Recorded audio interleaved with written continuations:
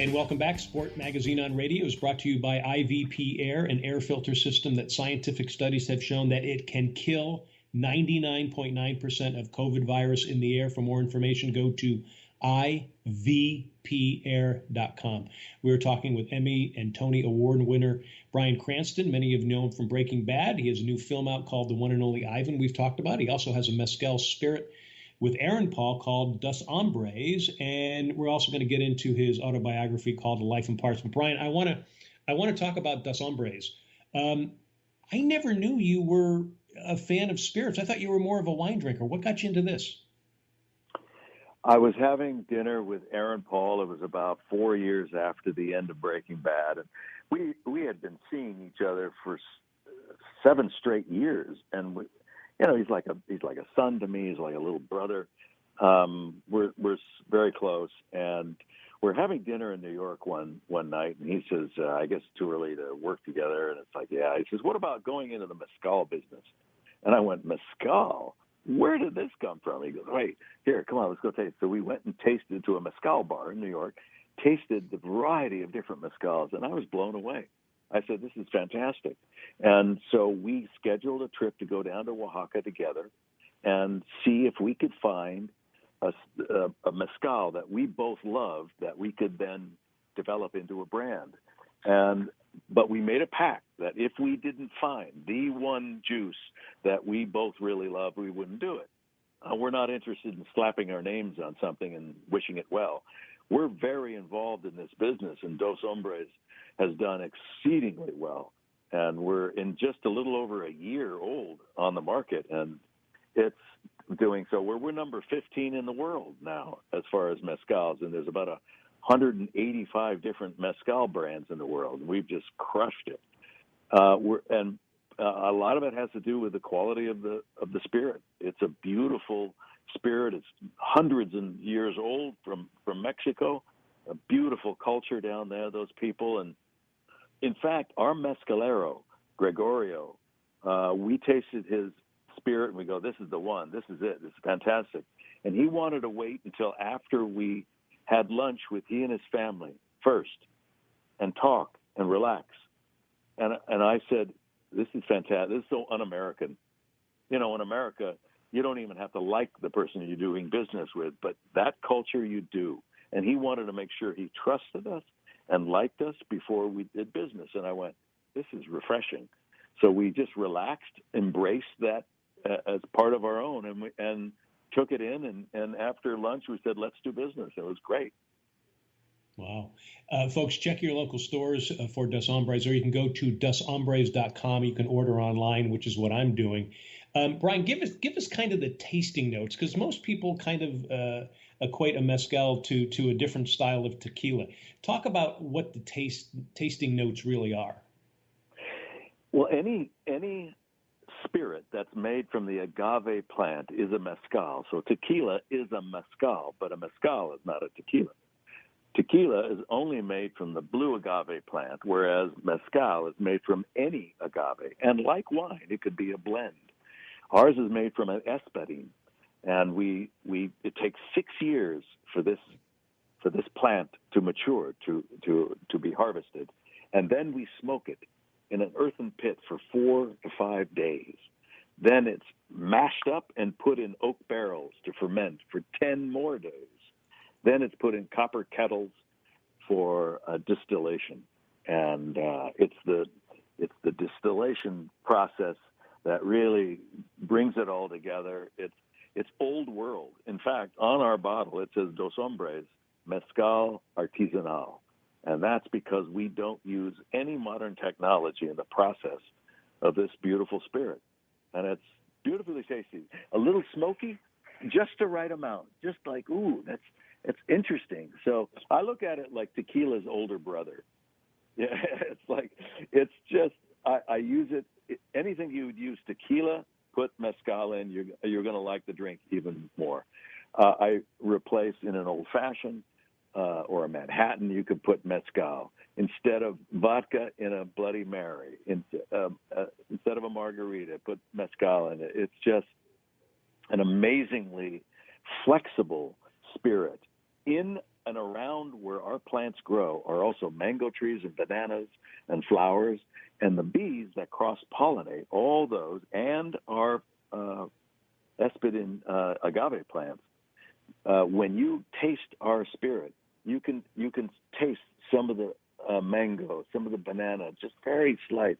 It's so beautiful, and that's why it mixes so well with any type of fruit juice. I'm getting thirsty just talking about it. And my daughter, Taylor, my daughter is a real mixologist, and she's coming over tonight with several more recipes that she's going to try out on us. So it's fun. It's a fun kind of family thing now. That is great. Okay, we're going to have you on Undercover Jet Setter, my travel, food, wine, and golf show, and we're going to do some tasting and mixing soon once I can get out there on the West Coast. So tell Taylor to get ready because we'll whip up some stuff and we'll do some taste testing. So there's so much I want to talk to you about, and we've probably got about 6 or 7 minutes left to the show here.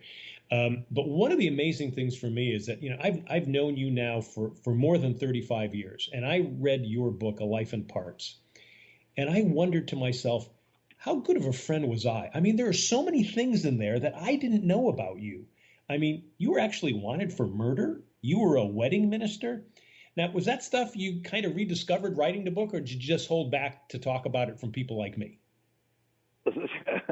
Well, first of all, journalist, you're burying that lead. How can you say you're wanted for murder? You rode your motorcycle?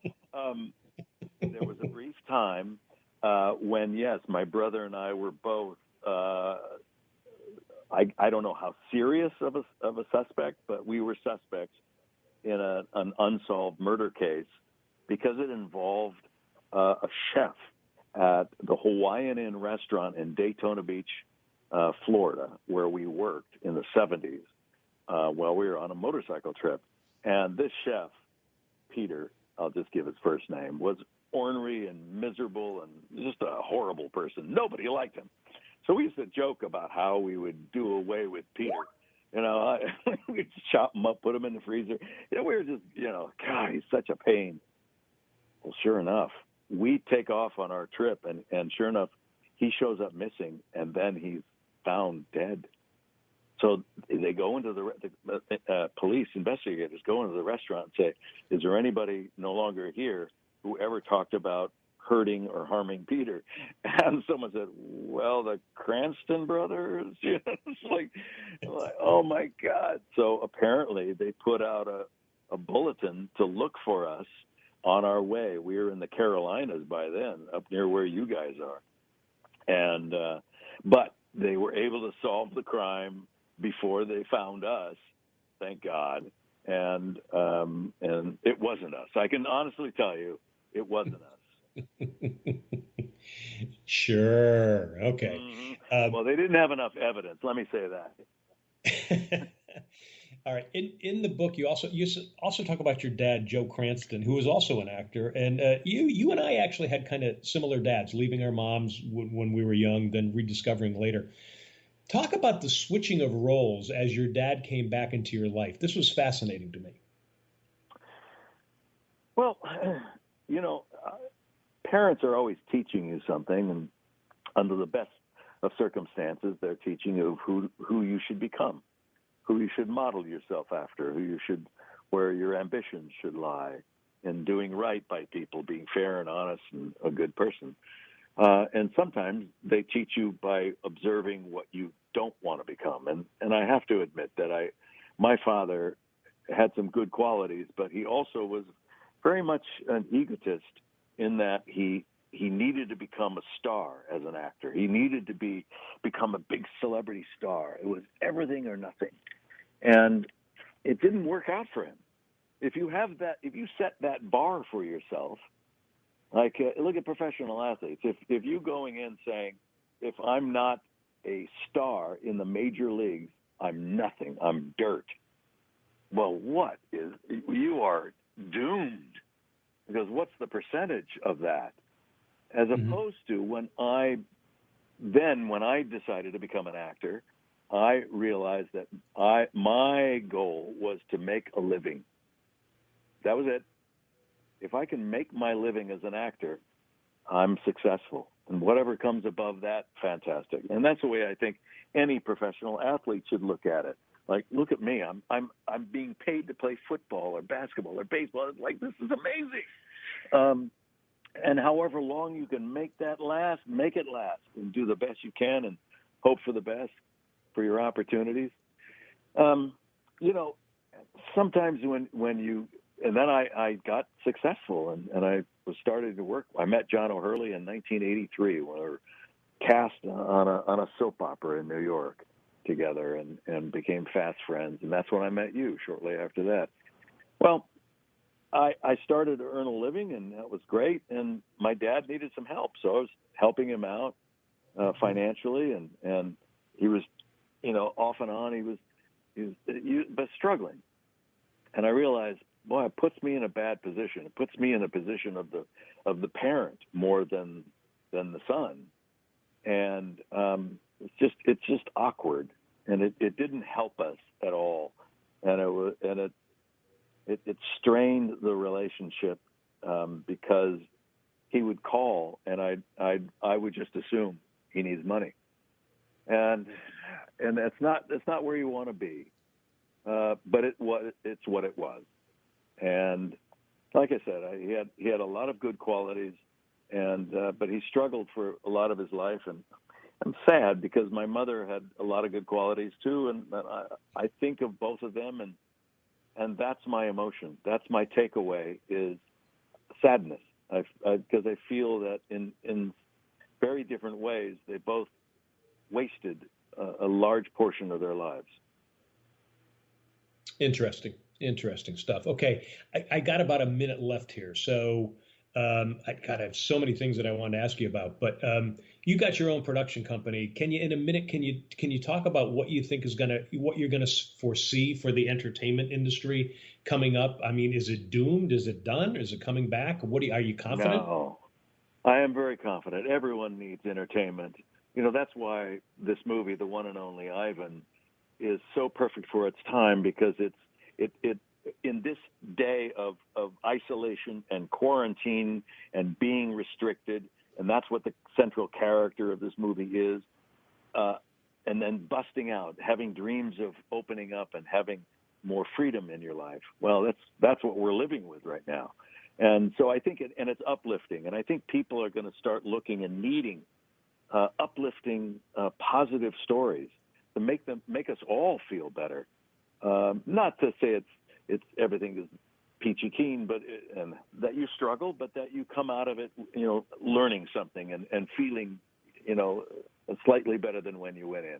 And if we can create a diversion for audiences when they watch The One and Only Ivan, even if it's just for the hour and a half that it is, and they get an entertainment out of it, and they feel better, and they're uplifted by it. And we've been talking to Emmy and Tony winning actor Bryan Cranston. He has a new film out he's just been talking about called The One and Only Ivan. It will soon be out on Disney+. Also try his mezcal that he and Aaron Paul are a part of. It's called Dos Hombres. Bryan, my friend, I wish we had more time. I can't tell you how excited I am that we got a chance to talk, and thanks for joining us. It was a lot of fun, John. Be well, and let's do it in person next time. I promise you we will. We're going to get you on Undercover Jet Setter. Bryan Cranston, everybody. Perfect. Thanks, Bryan.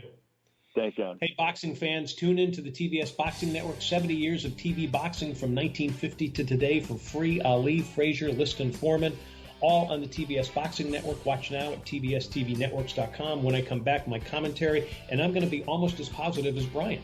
Stay tuned.